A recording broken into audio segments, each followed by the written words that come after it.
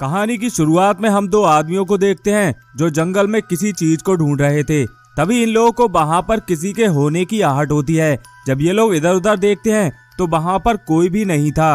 अब थोड़ी देर बाद इनमें से एक आदमी को पेशाब लगती है तो वो पेशाब करने के लिए एक साइड में चला जाता है, मगर तभी उसके सामने एक बियर वुल्फ आ जाता है और वो उस आदमी को वहीं पर मार देता है। अब अपने दोस्त की आवाज सुनकर वो दूसरा आदमी अपनी जान बचाकर भागने लगता है, मगर बियर वुल्फ भी उस आदमी के पीछे पीछे था। इसके बाद वो बियर वुल्फ अचानक से उस आदमी के आगे आ जाता है और उसके पेट में हाथ डालकर उसके पेट का सारा सामान निकाल देता है, जिसकी वजह से उस आदमी की भी वहीं पर मौत हो जाती है। अब अगले सीन में हम एक कपल को देखते हैं जो जंगल में घूमने के लिए जा रहे थे।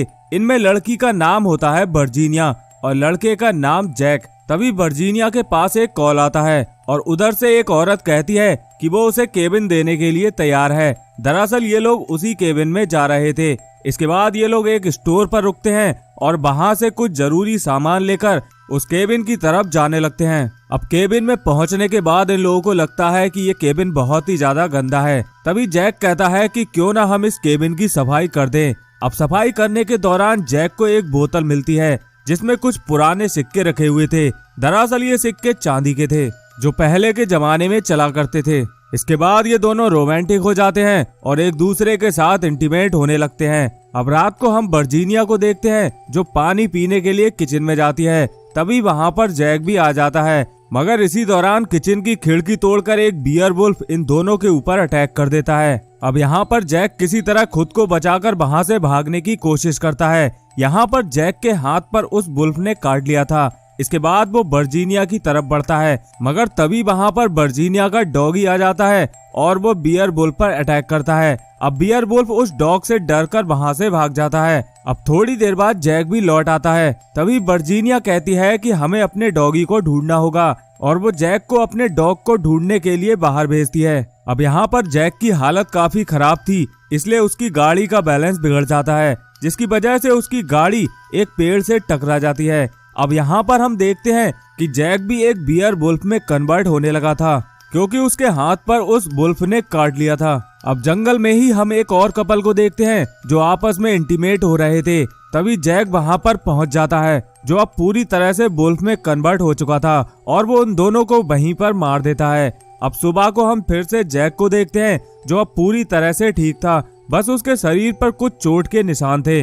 जब वो घर जाता है तो वर्जीनिया उससे कहती है कि तुम्हारे शरीर पर ये चोट के निशान कैसे हैं? इस पर जैक कहता है कि मैं बिल्कुल ठीक हूँ। तभी वर्जीनिया कहती है कि तुम्हारे हाथ पर चोट लगी है क्योंकि वुल्फ ने तुम्हें काट लिया था, तो चलो हमें किसी डॉक्टर के पास चलना चाहिए। इसके बाद ये लोग एक डॉक्टर के पास जाते हैं, मगर वहाँ आसपास कोई भी डॉक्टर नहीं था। तभी ये लोग उसी स्टोर कीपर के पास जाते हैं जहाँ से इन लोगों ने सामान खरीदा था। वो स्टोर कीपर इनसे कहता है कि मैं अभी तुम्हारे लिए एक डॉक्टर का इंतजाम कर देता हूँ। अब थोड़ी देर बाद वहाँ पर एक डॉक्टर आता है और वो जैक के घाव को चेक करके उसे कुछ दवाइयाँ खाने को देता है। साथ ही वो उसके हाथ पर पट्टी बांधकर उससे कहता है कि तुम्हारी जिंदगी अब बदलने वाली है, क्योंकि वो जानता था कि अगर वुल्फ ने किसी को काट लिया है तो वो भी वुल्फ में कन्वर्ट हो जाएगा, मगर वो ये बात जैक को नहीं बताता। अगले दिन ये दोनों अपने घर पर वापस आ जाते हैं। यहाँ पर वर्जीनिया अपने डॉगी से बहुत प्यार करती है, इसलिए वो जैक को फिर से उसे ढूंढने के लिए भेजती है। इसके बाद जैक उस डॉग को ढूंढने के लिए फिर से जंगल में चला जाता है। अब रात को हम वर्जीनिया को अपने घर पर देखते हैं। तभी उसे अपने गेट पर किसी के होने की आवाज आती है। जब वो बाहर जाकर देखती है तो उसके गेट पर एक आदमी पड़ा हुआ था जो काफी बुरी हालत में था और उसके शरीर पर कपड़े भी नहीं थे। इसके बाद वर्जीनिया उसे अपने घर के अंदर ले आती है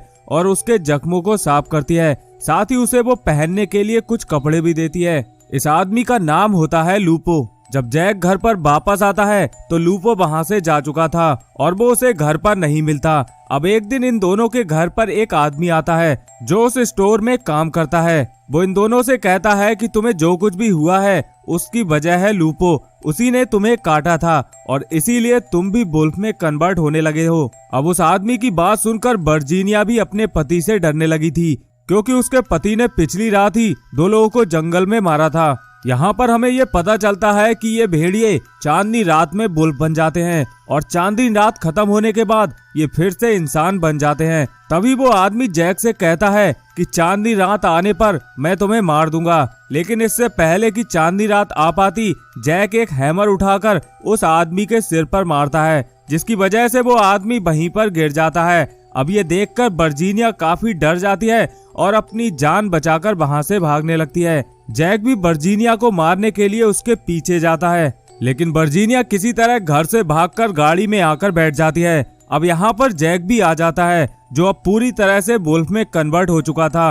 अब जैक किसी तरह गाड़ी के अंदर आ जाता है, मगर वर्जीनिया दूसरे गेट से बाहर निकल जाती है और वो गेट को बंद करके जैक को रोकने की कोशिश करती है। इसी दौरान वहाँ पर लूपो भी आ जाता है और वो दूसरे गेट को बंद करके जैक को रोकने की कोशिश करता है। तभी वर्जीनिया पेट्रोल लाकर उस गाड़ी पर छिड़कने लगती है और उस गाड़ी में आग लगा देती है, जिसकी वजह से जैक उस गाड़ी के अंदर ही जलकर मर जाता है। अब थोड़ी देर बाद हम देखते हैं कि वो स्टोर में काम करने वाला आदमी जिसके सिर पर जैक ने हैमर मारा था, वो अब जिंदा हो चुका है और वो भी एक वुल्फ में कन्वर्ट हो गया था। इसके बाद लूपो की उस वुल्फ के साथ बहुत ही जबरदस्त फाइट होती है और इसी के साथ ये मूवी भी यहीं पर खत्म हो जाती है।